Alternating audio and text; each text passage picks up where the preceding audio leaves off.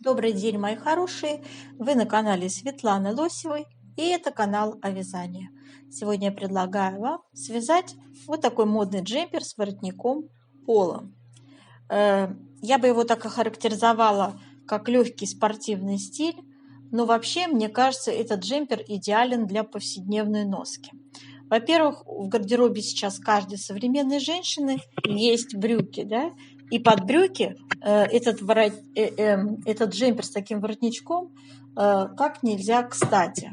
На любой возраст вижу этот джемпер, на любой размер вижу этот джемпер, и вяжется он не сложным узором. Всего 10 петель у нас составляет раппорт этого узора, и, в общем-то, я нарисовала схему, ничего сложного в нем нет. Я вам сейчас приближаю. Хотела бы полистать вам конструктивные особенности, отметить данной модельки. Но давайте посмотрим.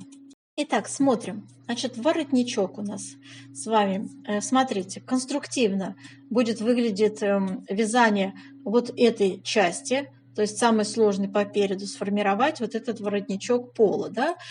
У нас будет на определенной высоте закрытие средних 8 петель.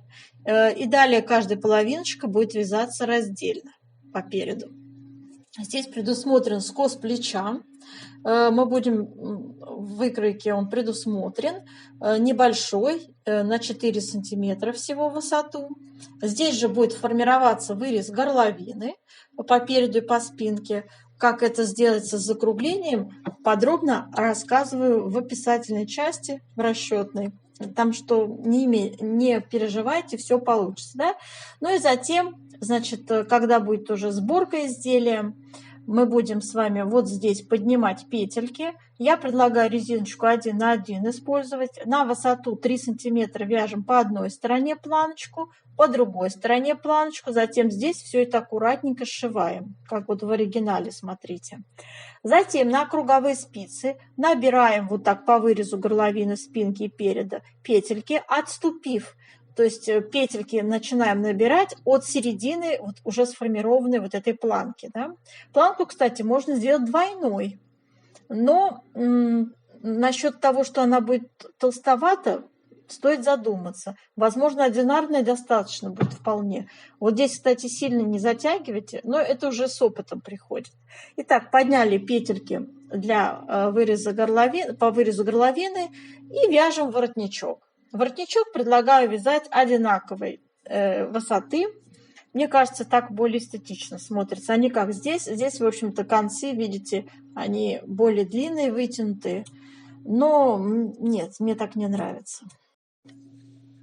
Дорогие рукодельницы, я очень рада, что вы зашли на мой канал. Если вы впервые на моем канале, пожалуйста, не забудьте подписаться. На моем канале много интересных мастер-классов по вязанию спицами и крючком, и их будет еще больше. Вы будете узнавать о новинках моего канала сразу же. Не забудьте поставить лайк под видео, это поднятый вверх пальчик. Ваши лайки повышают рейтинг видео, и это не пустые слова. И к тому же, так видео попадает в вашу папочку понравившихся. Так, теперь обращаю ваше конструктивное внимание на то, как оформлена планка, то есть манжета по рукаву. Посмотрите, она очень высокая, да, эта манжета. Я стала делать ее по выкройке 16 сантиметров в высоту. И, в общем-то, мы будем с вами... Вы можете ее тоже побольше, поменьше сделать. Смотрите, как она носится. То есть это наполовину руки заходит, да, в запястье. В общем, вот так вот.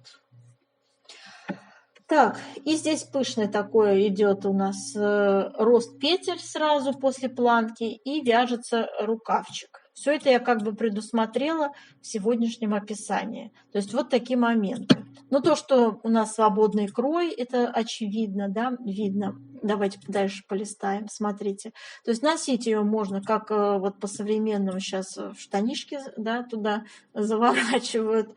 Вот, можно на выпуск, кто как привык, и кому как позволяет желание и хотение. Обращаю ваше внимание, смотрите, рукавчик у нас с вами вяжется вот здесь конкретно. Он у нас вяжется вот отсюда, И сюда вот уже, то есть с этой части начинается, видите, узор перевернут, не так, как по спинке перед, да. Но зачем это нам нужно? Я буду сегодня вам предлагать традиционно снизу вверх вязать рукав, а не сверху вниз.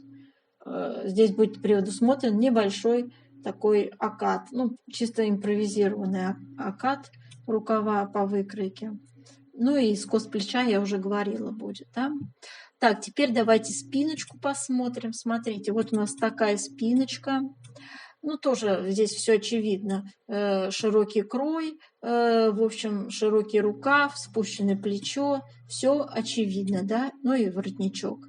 Ну, неплохо смотрится, хорошо смотрится. Очень на большой размер, кстати, будет хорошо смотреться. Да? Прослеживается вертикальность узора, да, такая вертикальная составляющая. Узор несложный и в то же время очень эффектный. Смотрите, он не просвечивается, хотя является ажурным. Да? Вы видите, что здесь есть ажурные вот эти вот дырочки. Красивый, очень элегантно смотрится узор. Ой, ну как мне нравится. Так, и, в общем, ну, это еще одна из разновидностей дамы нашей, которая у нас позирует. Ну, здесь, в общем-то, очевидно, рукав еще вот с манжета демонстрируется.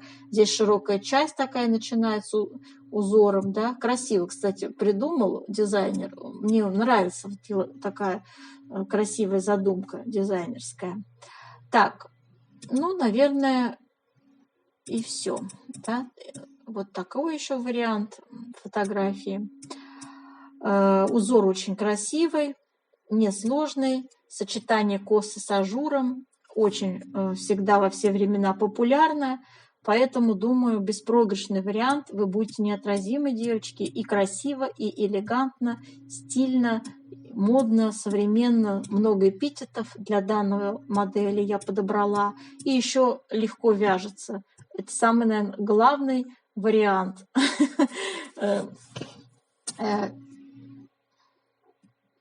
Это самый, наверное, главный эпитет: легко вяжется, легкий в исполнении. Да? Мы все хотим, чтобы быстренько связать, без мучений. Вот, наверное, это тот самый вариант: легенький, без мучений и весьма красивый. Итак, мои хорошие, если вам все понравилось, пряжа сегодня будет интересная, хорошая. Показываю вам альтернативную русскую пряжу и турецкую дорогую пряжу. Выбирайте любую, обе из них красивые, мягкие и к телу приятные, не колется. Так, давайте смотрим. Для вязания джемпера предлагаю вот эту пряжу. Этрофил фирма. Пряжа называется Bambino Luxe Wool.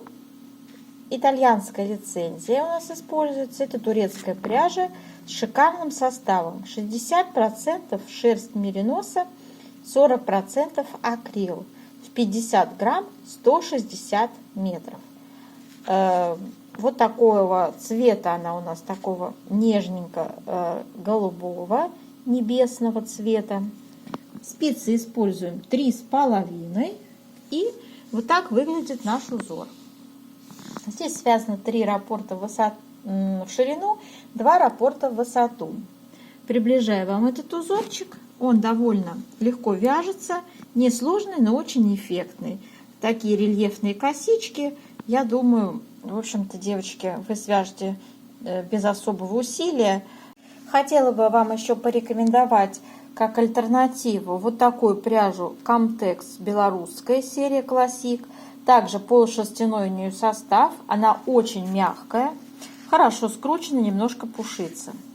Вот, в принципе, эта ниточка, сейчас я вам в сравнении показываю, вот они как выглядят. Видите, у них практически одинаковая толщина.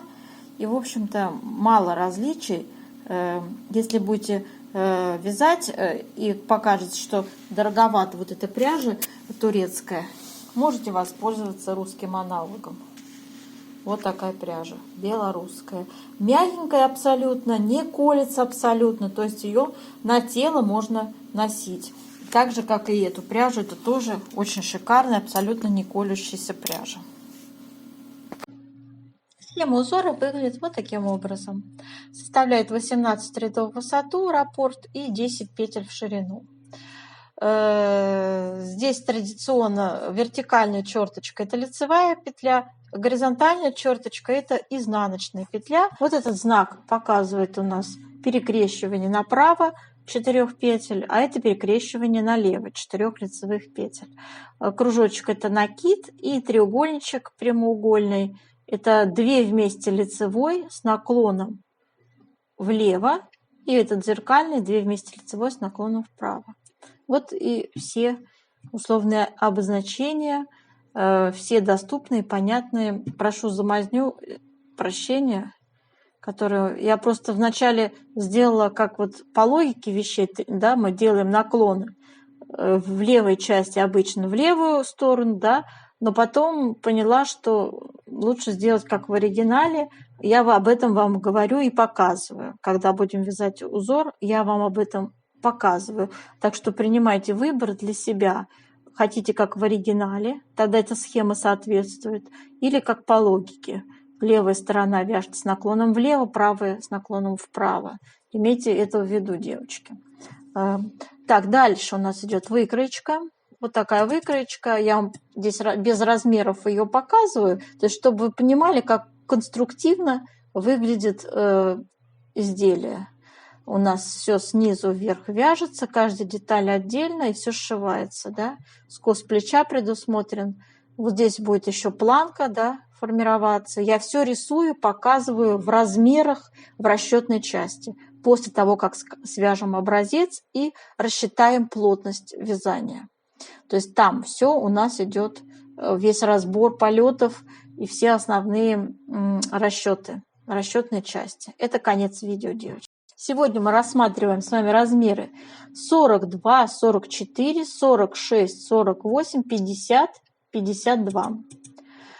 Все это описание я выкладываю под видео, поэтому ничего я вам здесь читать не стану. Вы это сами все это прочитаете и сами все, в общем-то, изучите. А сейчас приступаем к вязанию образца. Для вязания образца я набрала 34 петли. У меня 3 раппорта. Раппорт составляет 10 петель в ширину и 18 рядов в высоту. И сейчас я один раппорт уже потренировалась, связала, мне все понравилось, он похож на оригинал. Единственное, только я вот эти вот 2 вместе, где делала, здесь надо наоборот делать, то есть не с наклоном влево, а с наклоном вправо. И здесь также наоборот, не с наклоном вправо, а с наклоном влево. Но это если придерживаться совсем прям уж оригинал в точь. А так, девочки, я думаю, что необходимо, конечно, по своему желанию. То есть, в принципе, вот он эстетично смотрится, логично, да, когда у нас вот эти вот петельки наклонные в соответствующую сторону повернуты. Так ведь часто и, в принципе, и проектируют вот эти вот схемы, да. Но вот в оригинале там это не предусмотрено. Именно наоборот все сделано. Следующий еще момент, что касается данного узора. Предвижу тех, которые будут писать, что между косами должна быть изнаночная петля. Смотрите, это вязка ручная. Здесь не машинная вязка. Если мы с вами вот так эти косы раздвинем, да, вы увидите именно то, что вы видите в оригинале. Вот видите эти дырки? И это там машинная вязка, и у них очень крутое, тугое вот это вот перекрещивание идет. Поэтому за счет расположения вот такого здесь появляется щель. Вы думаете, что это изнаночная. Нет, здесь никакой изнаночной.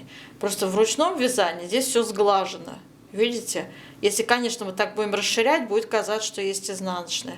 Вы можете сделать изнаночную, но тогда вот здесь, в верхней части узора, у вас ничего не получится.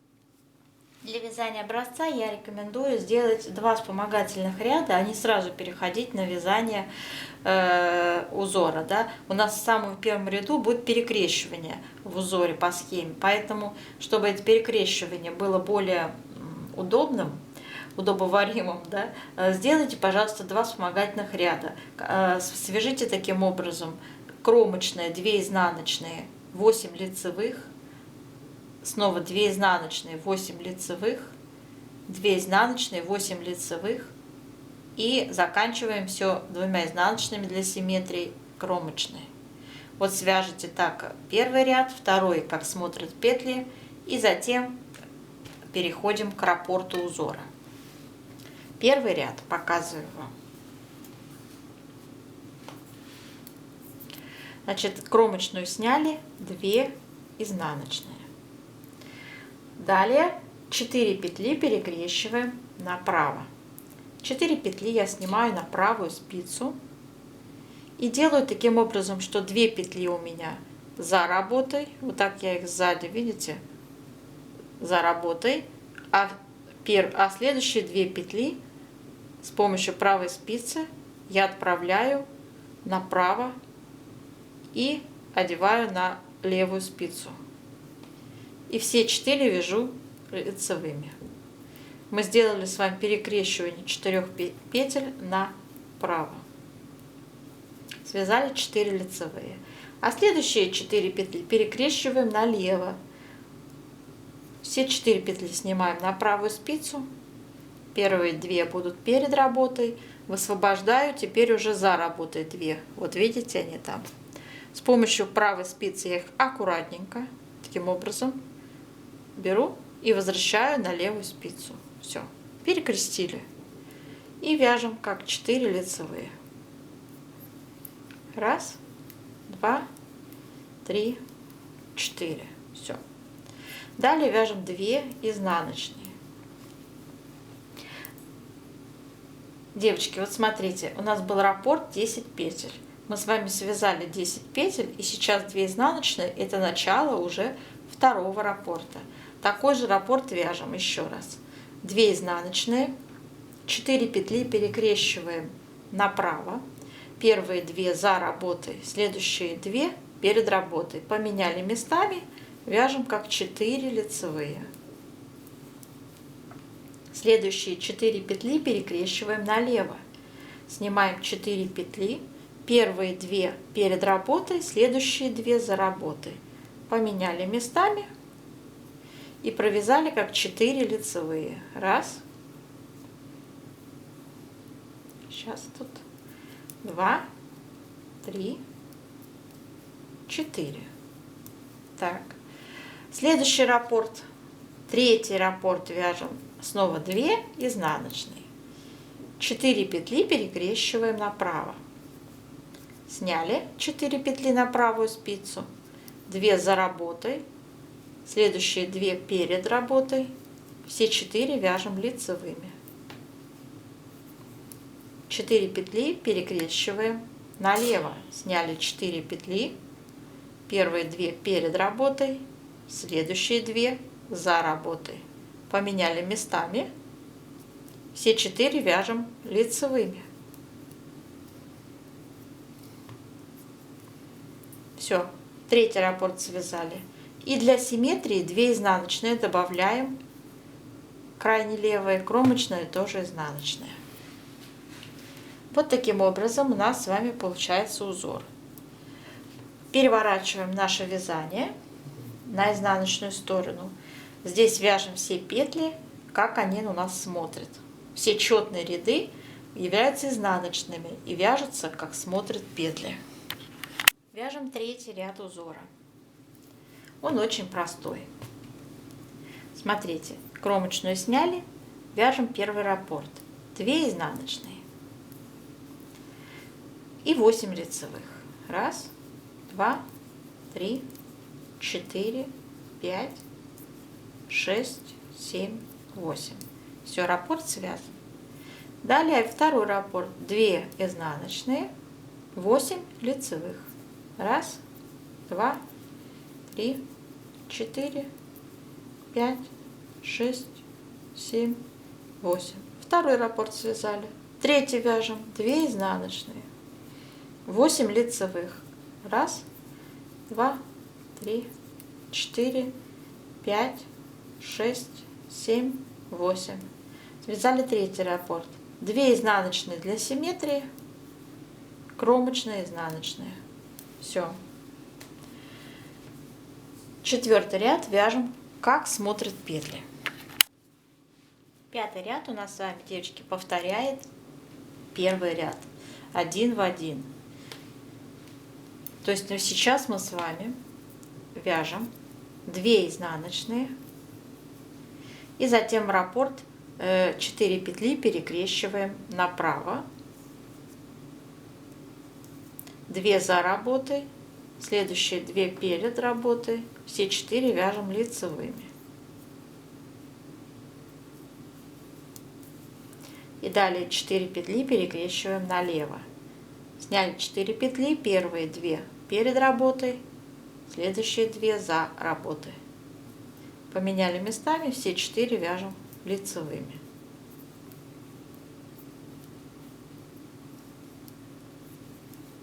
Раппорт связан. Давайте я покажу только вот один раппорт. Самостоятельно, аналогично свяжите следующие 2 раппорта.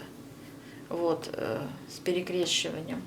И далее будем вязать с вами 6 ряд вяжем, как смотрят петли.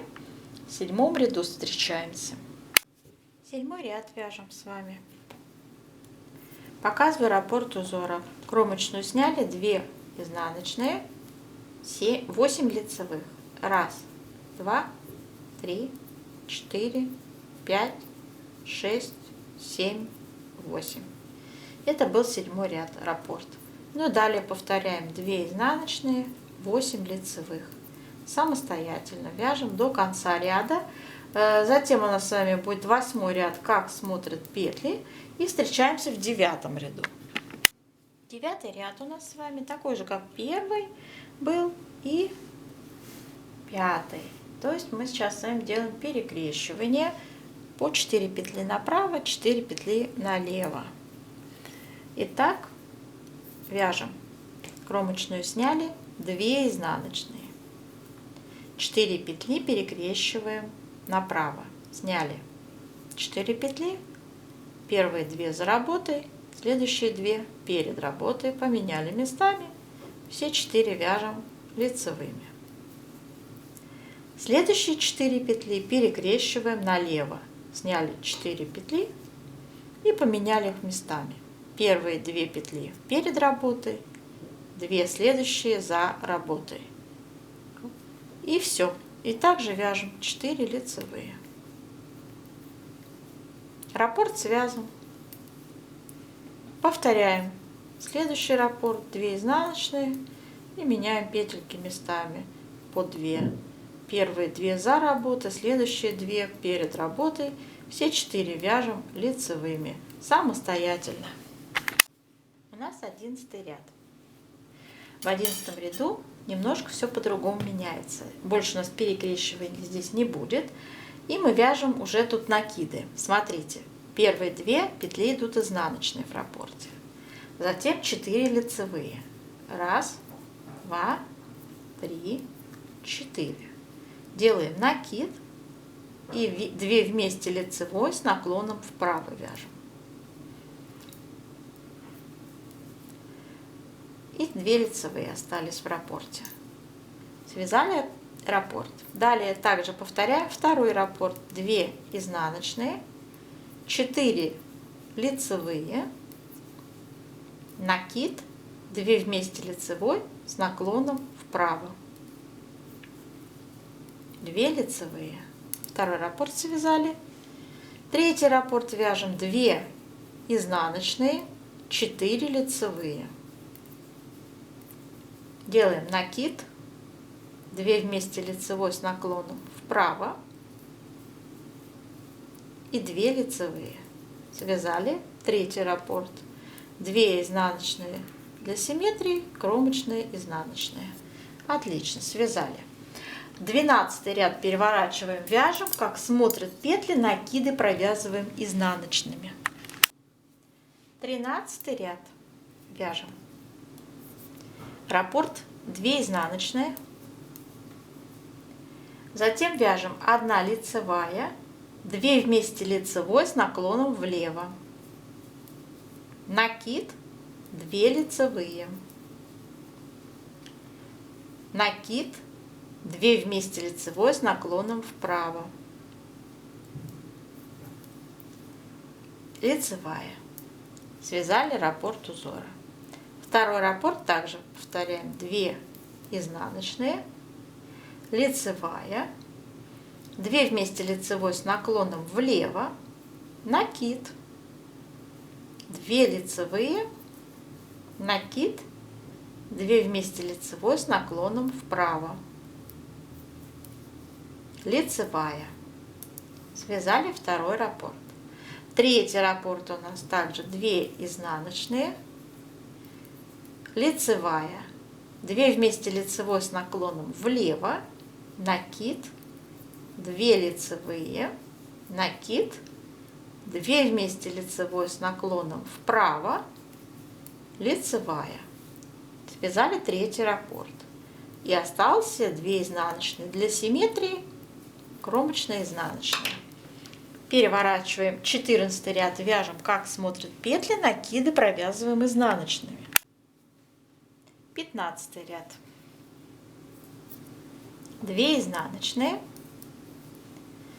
2 вместе лицевой с наклоном влево, делаем накид, 4 лицевые, 1, 2, 3, 4, снова накид и 2 вместе лицевой с наклоном вправо. Раппорт связали. За раппортом повторяем второй раппорт. 2 изнаночные, 2 вместе лицевой с наклоном влево, накид, 4 лицевые, накид, 2 вместе лицевой с наклоном вправо. Второй раппорт связали. Делаем третий раппорт. 2 изнаночные, 2 вместе лицевой с наклоном влево, накид, 4 лицевые, 1, 2, 3, 4, снова накид, 2 вместе лицевой с наклоном вправо и 2 изнаночные для симметрии, кромочная и изнаночная. Переворачиваем 16 ряд, вяжем, как смотрят петли, накиды вяжем изнаночными. 17 ряд, вяжем. Очень простой ряд. Кромочную сняли, 2 изнаночные, затем вяжем 8 лицевых. 1, 2, 3, 4, 5, 6, 7, 8. Все, раппорт связан. Второй раппорт 2 изнаночные, 8 лицевых. И так до конца, девочки, вяжем самостоятельно. И в 19 ряду у вас идет повтор с первого ряда. То есть мы связали с вами полностью раппорт узора. У нас с 1 по 18 ряд. И затем снова повтор. То есть 19 ряд это первый уже ряд. То же самое. Да? Так, сейчас я, наверное, свяжу еще этот 19 ряд. И мы с вами будем делать влажную тепловую обработку образца. Нам важно измерить плотность. Так, делаем влажную тепловую обработку нашего образца. Тянем его вот таким образом в разные стороны.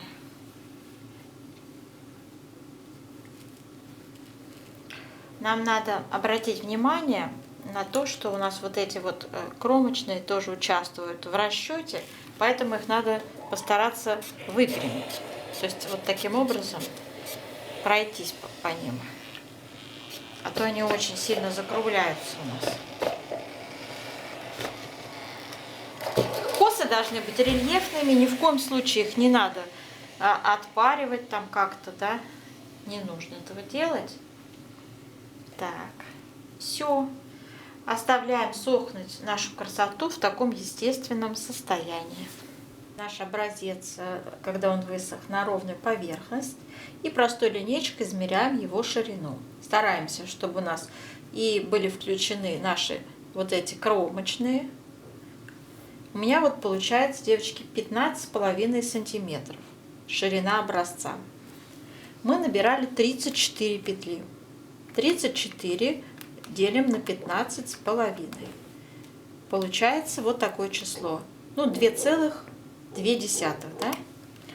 Запишем, что в 1 сантиметре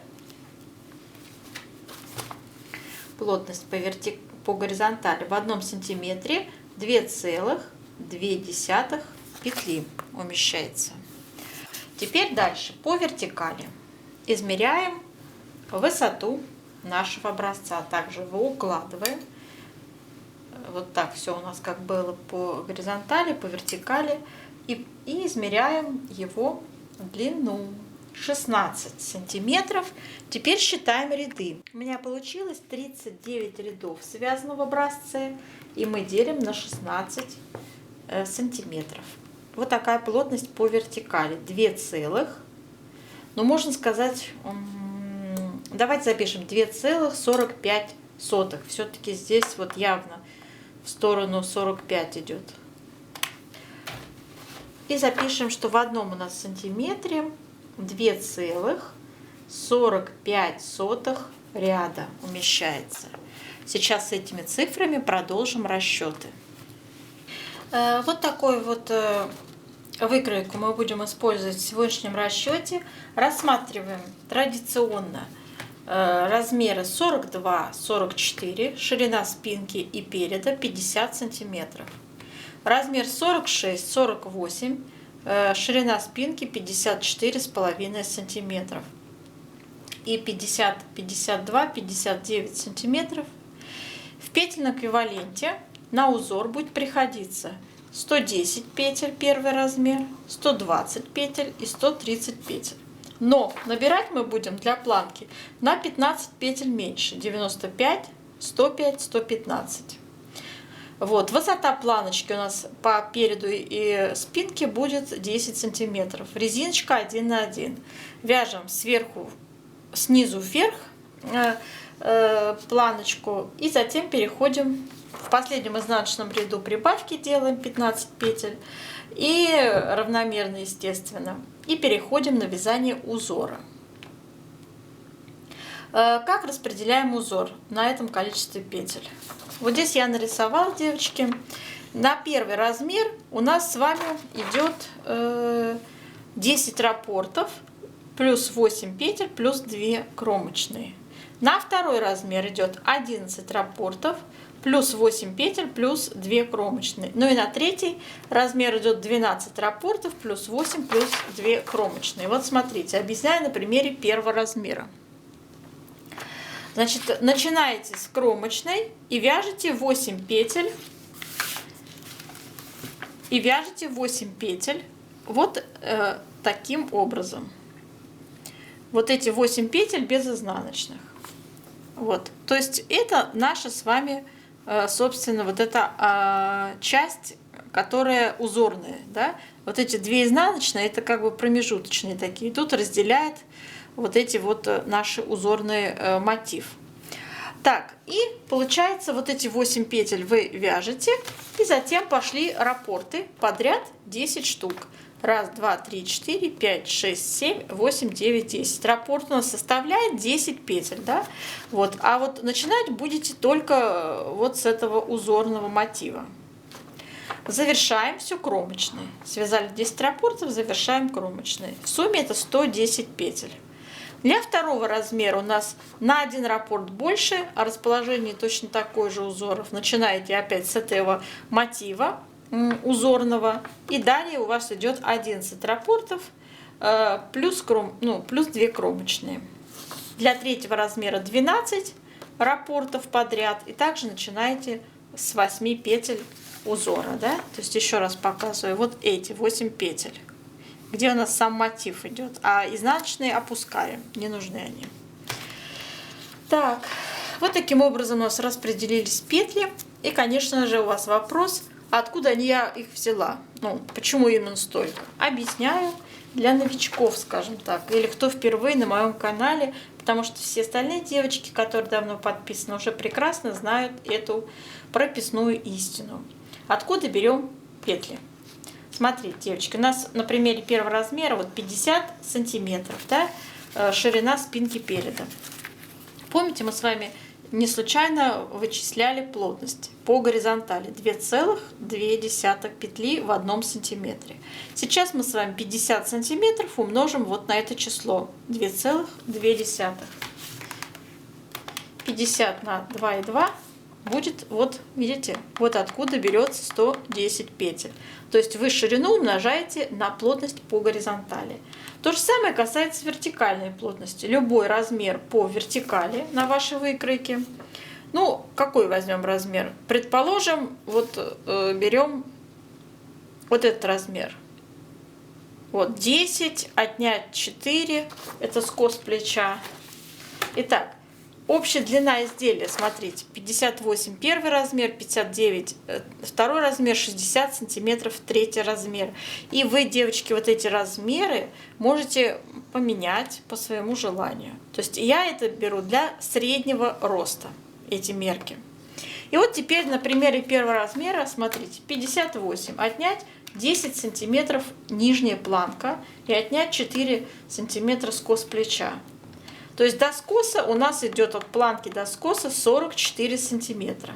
Умножаем это число на плотность по вертикали 2,45. Получаем 108 рядов. Всегда берется в сторону четного числа. 108 рядов мы должны с вами связать от планки до скоса плеча для первого размера. Понятно, как применять вертикальную плотность. Обязательно все переводите в ряды и не игнорируйте это понятие вертикальная плотность. Объясняю почему. После стирки любое изделие вытягивается, становится длиннее, иногда очень длиннее. Чтобы вот этого не было, мы предусматриваем в технологии вязания вот эти понятия: плотность по вертикали и плотность по горизонтали. Имейте это в виду. Теперь далее смотрим. Смотрите, девочки, вот мы вяжем. Как вывязать на вот этой вот, я вам сказала, на определенной высоте начинаем вывязывать по спинке скос плеча. Затем чуть позже, через 2 сантиметра, начинаем по спинке вывязывать вырез горловины. И как это сделать, я все технически объясняю в описании под видео, то, что у вас внизу под видео находится текст. Вот. И смотрите, на ширину выреза я беру размер мерочки. Первый размер 20 сантиметров, второй 21 и третий 22 сантиметра. Также умножаю на эти сантиметры на плотность по горизонтали. Получаю петельки. Для первого размера у меня 44 петли, второго 46 петель получилось, и для третьего 48 петель. И все, что осталось путем вычисления вот из этих петель вырез горловины, это петли плеч. Делим пополам ровно, и получается первый размер 33 петли, второй 37, третий 41 петля. И вот тут вот я их распределяю, девочки. Смотрите, у нас скос будет составлять 10 рядов. Тоже определила с использованием вертикальной плотности. Я 4 умножил на плотность по вертикали 2,45. Получается в среднем 10 рядов. И вот в каждом втором ряду, то есть 5 раз, у нас будут идти с вами убавки по линии плеча. Имейте это в виду. Так, дальше. На пройму. Высота проймы у меня также выражена 20 сантиметров, 21 и 22 сантиметра в зависимости от нашего размера. Имейте это в виду. Теперь по переду. По переду у нас с вами идет воротничок и планочка вяжется.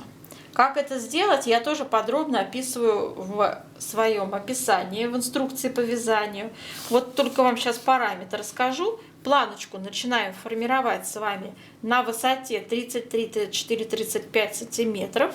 Также я перевела это все в ряды. Это 80, 82 и 84 ряда. Вот. И мы с вами начинаем делить. В общем, закрываем средние 8 петель для вот этого вот разреза. Да? И затем вяжем отдельно каждую половиночку по переду. Вот, они должны быть зеркально симметричны, это понятно, да? И затем начинаем у бабочки по вырезу горловины. Бабочки по вырезу горловины идут у нас с закруглением, естественно, тоже на определенной высоте. Все это я описываю в своем описании, так что это имейте в виду. Далее переходим к рукавчику. У рукавчика набираем для планки очень высокая планка. Если вы обратите внимание на модель, планка очень высокая, которая начинается у нас вот здесь у манжет. Манжета высокая, да? Я ее сделала 16 сантиметров и вяжется на резиночкой 1 на 1. Для первого размера 46, 48, 50 петель. Набираем, вяжем этой резиночкой и затем в последнем изнаночном ряду доводим количество петель до 64. На все размеры я сделала одно количество. Вот, распределяем эти 64 петли следующим образом. Вот у меня рукав, и я нарисовала. Начинаем с кромочной, затем идут 6 раппортов подряд по 10 петель. И для симметрии добавляем, как мы вязали образец, 2 изнаночные, крайне левые. Ну и, соответственно, 2 кромочные прибавляем. В сумме 64 петли получается. Вот, и начинаем вязать узор, вяжем узор. Здесь у нас надо сформировать скос. У нас будет небольшой с вами акатик сформирован.